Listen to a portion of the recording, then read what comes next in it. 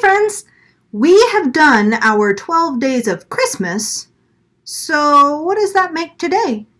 It's one of my favorite days to celebrate, and it's Epiphany. Some of you might have remembered a children's moment that I've done previously, and I say, Epiphany.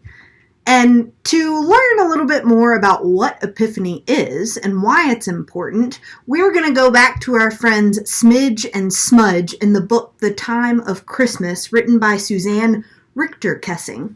So, let's learn a little bit more about Epiphany and the season of Epiphany.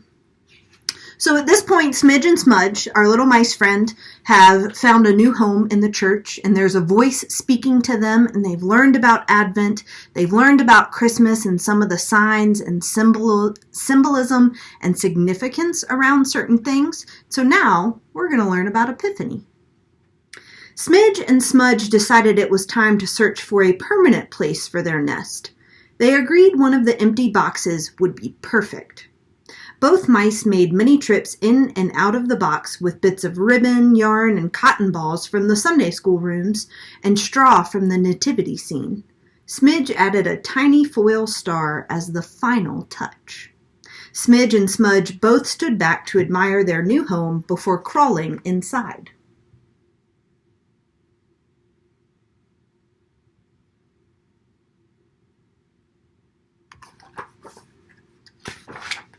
Without warning, the box began to shake and then to move. The mice escaped just in time.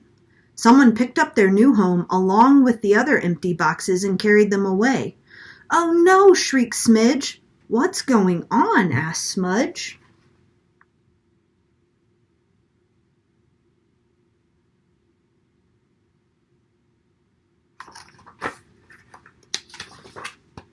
"You didn't think Christmas would last forever, did you?" asked the voice.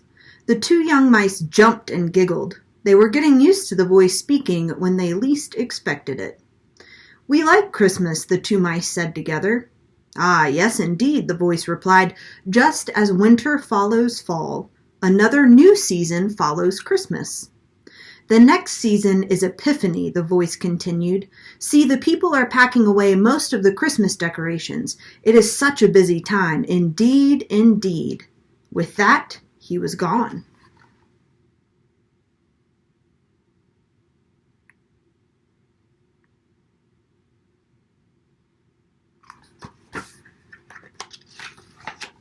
When all was quiet, Smidge and Smudge crept into the church.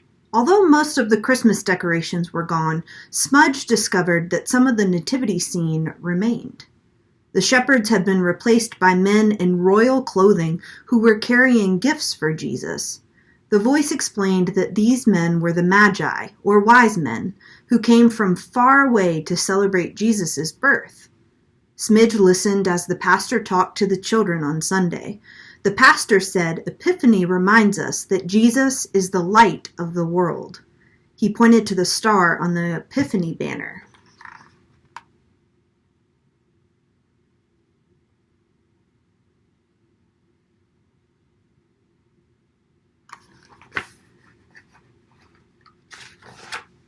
On the next Sunday, the pastor told the children about baptism.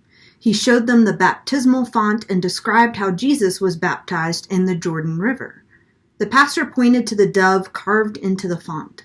He told how the Holy Spirit appeared in the form of a dove as God said, "This is my Son whom I love.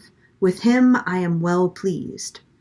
During the weeks of Epiphany, Smidge and Smudge learned many things about Jesus. When they saw something they did not understand, the voice patiently explained it to them.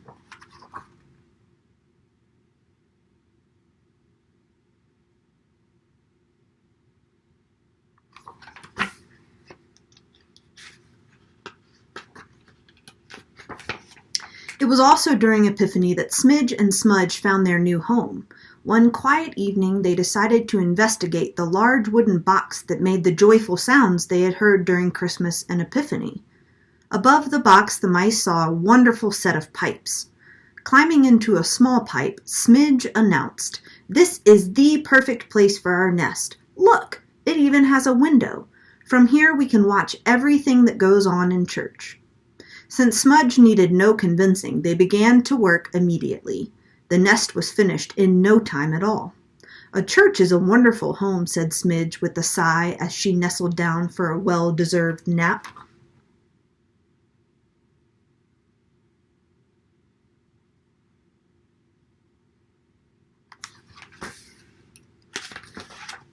Smidge and Smudge had been so busy that they did not notice an older mouse watching them from the organ bench.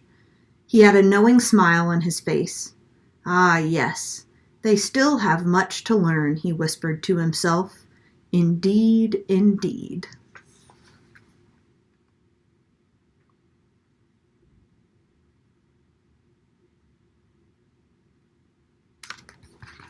I hope you guys enjoyed all of our stories during the 12 days of Christmas and learning a little bit more about Advent, the Christmas season, and the Epiphany season.